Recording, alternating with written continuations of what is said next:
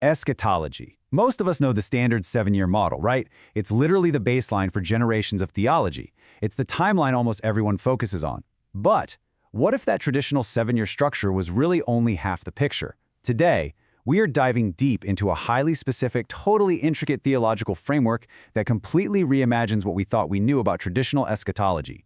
We're going to look at a timeline that maps out the end of days, not just as a random sequence of chaotic events, but as a grand, meticulous architectural project. We're talking about a narrative built on spiritual foundations, massive walls, and millennial gates, all unfolding over a radically precise 14-year period. This completely shifts the landscape of how these ancient prophecies are understood. Before we get too far into the weeds, I want to explicitly lay out that this entire study is an impartial, neutral summary of a prophetic timeline derived directly from the YouTube channel Ministry Revealed. Ministry Revealed is a source that leans heavily into deep mathematical and chronological scripture decoding. They look for these hyper-precise structural patterns hiding within biblical texts. So our goal today is to simply map out their specific claims and explore the internal logic they've built to support this whole 14-year theory. As always, going straight to the source material is absolutely the best way to understand the intricacies of these frameworks. So if you want to dig into the original material and examine the math for yourself, I've made sure a link to the source is provided right below this video. Here is the roadmap for our study today. First, the 14-year prophetic framework. Second, laying the spiritual foundations. Third, the mid-tribulation covenant. Fourth, rebuilding the temple walls. Fifth, the covenant broken. And finally, number 6, the millennial gates. All right, let's jump straight into Section 1, the 14-year prophetic framework, or as I like to call it, the metaphorical blueprint. This first section establishes the foundation for literally everything that follows. This framework dramatically departs from the traditional 7-year tribulation model by proposing a much longer, multi-layered construction process. The study essentially argues that traditional eschatology is a bit blinded because it focuses almost exclusively on the Gospel of Matthew, which really only describes a 7-year period. However, Ministry Revealed claims we have to look at all 3 synoptic Gospels, Matthew, Mark, and Luke. Now, traditionally, scholars just group these 3 together because they share similar stories. But this framework takes a totally unique approach. It splits them up sequentially. Luke represents a 50-day period called above. Mark's discourse covers the first 7 years, known as the seals, and Matthew's discourse covers the final 7 years, the trumpets. Put them together and you get a 14-year prophetic timeline. It completely restructures how we read and apply these texts. The heartbeat of this entire study relies on a highly specific chronological spine. Rather than viewing the end times purely as a series of disconnected judgments, this framework actually anchors specific years to the physical and spiritual building of a temple. It gives the tribulation this profound, heavy architectural weight. Look at this sequence. In the 4th year, the foundation is laid. By the 7th year, a mid-tribulation covenant is forged. The 8th year kicks off the rebuilding of the walls. Then a massive shift happens in the 11th year, when that covenant is shattered, leading right up to the absolute climax in the 14th year. Stretching these events out over 14 years rather than 7 completely changes the emotional and spiritual stakes. It transforms a rapid period of chaos into a prolonged, highly methodical era of construction and conflict. Moving right along to Section 2, laying the spiritual foundations. This covers years 1 through 4. So, in this architectural framework, you obviously can't have walls or gates without first laying a foundation. Makes sense, right? So what exactly is going down during the first 4 years of the seals period? To understand how the source dates these events, we have to grasp their unique methodology called chapters to years. This is a huge conceptual leap. This study proposes that chapter numbers in specific prophetic books directly correspond to the sequential years of the tribulation. Now, I know traditional scholars often dismiss chapter divisions as arbitrary additions made by monks centuries after the texts were written. But this study argues no. Those divisions were divinely inspired to hold literal chronological weight. For instance, they point out that the book of Zechariah has exactly 14 chapters, mapping perfectly to their 14-year timeline. So to figure out what happens in year 4, you look directly at Zechariah chapter 4. Applying that exact methodology, Zechariah chapter 4, which equals year 4, introduces a fascinating dual narrative of construction.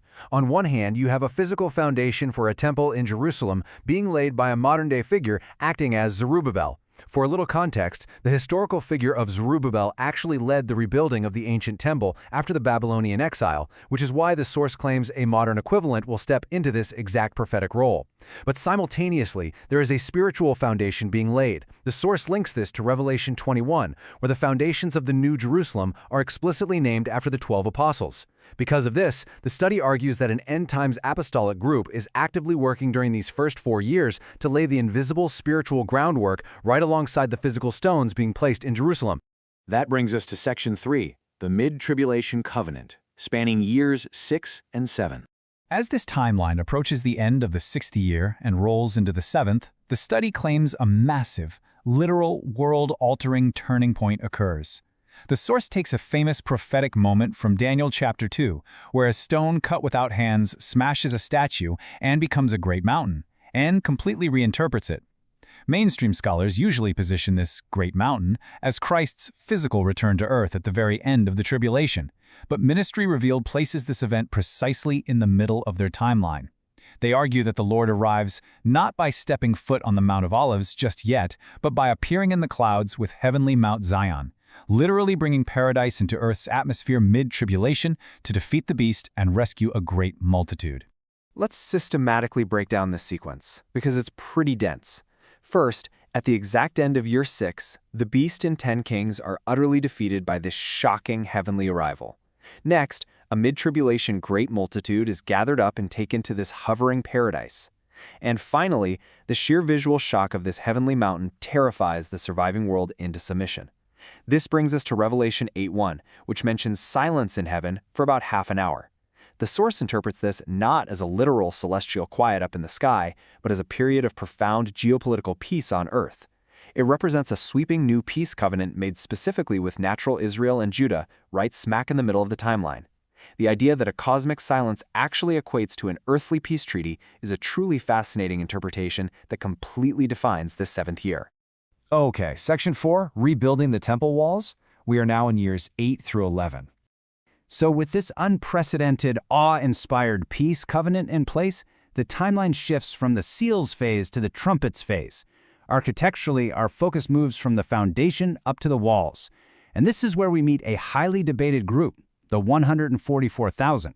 In a lot of traditional eschatological views, the 144,000 are seen as earthly evangelists or heavily protected Jewish believers navigating the chaos.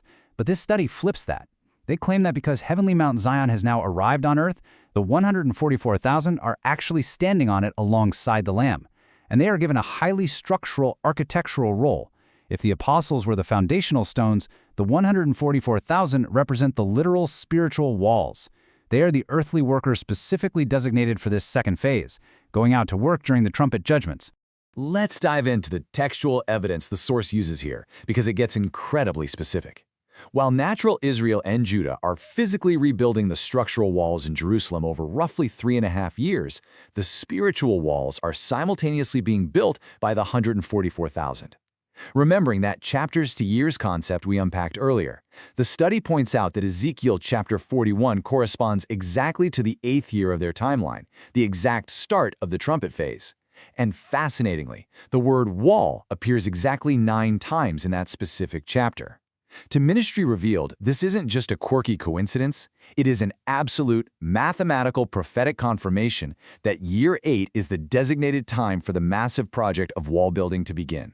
Which leads us to Section 5, the Covenant Broken. This all goes down in year 11. As you might guess, this profound geopolitical piece just cannot last. We are now entering the darkest narrative arc of the entire study, taking place in the 11th year, right as the physical construction reaches the finish line. The crucial point here relies on hyper-precise mathematical calculations derived from Psalms 90 and Daniel 9. The source calculates that it takes exactly 10 years and 2 months from the very start of the timeline for the physical temple to be completed. According to the framework, the moment this physical temple is finished, it acts as a trigger for a catastrophic timeline shift in the 11th year. They refer to this abrupt end of peace as the cutoff event. It instantly shifts the world from a period of unified building straight into intense, unyielding spiritual warfare. So what exactly triggers this horrific cutoff? The peace is violently shattered because the beast, who was previously defeated back in year 6, literally ascends from the bottomless pit. It's a visual horror that completely upends the geopolitical landscape. Seeing this dark resurrection, a totally deceived humanity immediately breaks the covenant and turns their worship back to the beast. As a result, believers are suddenly hunted and forced to flee into the wilderness. The study makes another highly specific mathematical calculation here, pulling from Daniel 12. Out of the remaining 3.5 years of the entire 14-year tribulation, Satan and the beast are granted exactly 2.5 years to wage this intense war. It is a highly specific countdown to the absolute end. And that brings us to the profound significance of the number 14 in this study. After the beast's 2.5-year reign of terror, exactly 1 year remains on the timeline. The source describes this 14th year as the days of Noah. To put that in biblical context, in Matthew 24, Jesus compares his return to the time of Noah, where people are just living their normal lives right up until sudden, inescapable destruction arrives. This is the ultimate climax of the timeline where the Lord finally returns physically, setting foot on the Mount of Olives to finalize the destruction of the wicked, officially end the tribulation, and confirm the ultimate, lasting covenant. Finally, Section 6, the Millennial Gates. Let's look at the 1,000 years. The 14-year tribulation has officially ended, but our architectural study has one final act to cover. We are moving past those 14 years and into the 1,000-year millennial reign.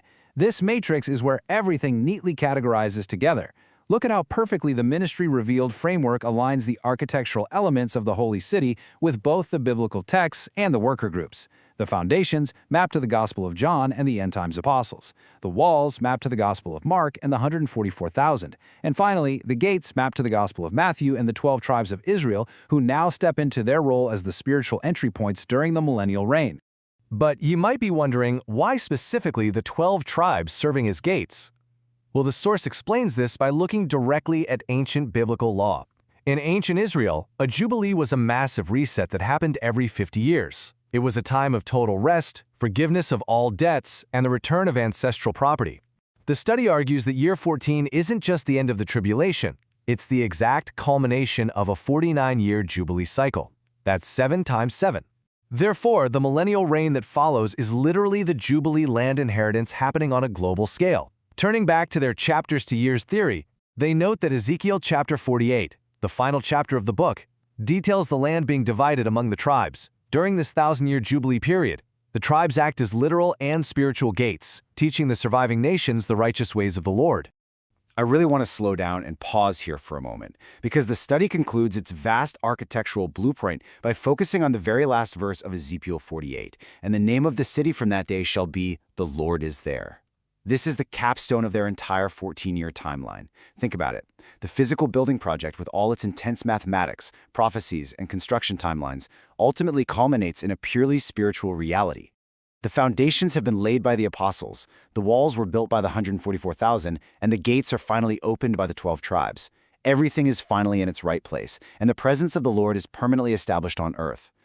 To tie a bow on the grand progression of this massive construction project, the End Times Apostles lay the spiritual foundation during the seals phase. The 144,000 build the spiritual walls during the trumpets phase. The 12 tribes serve as the spiritual gates in the millennium, and then there is a final, distinct group we haven't touched on heavily yet, the Luke remnant. The source views this group as those gathered early on who are resurrected to rule specifically as priests alongside this new architecture. It is just an incredibly elaborate, internally consistent mechanism tying dozens of disparate prophecies, mathematical calculations, and ancient symbols into one cohesive, ongoing construction project. Ultimately, what you should take away from this is how deeply the lens we view Scripture through radically changes the picture we see. If a simple shift from a 7-year to a 14-year timeline can completely redesign the architecture of the end times, what other hidden structures might lie just beneath the surface of ancient texts? The sheer complexity of the ministry-revealed timeline reminds us that diving into source material directly is always the best way to uncover these intricate frameworks. It certainly makes you think about how our interpretive lenses profoundly shape theological understanding, doesn't it? Thank you for joining this study. Keep seeking, keep learning, and keep asking the big questions.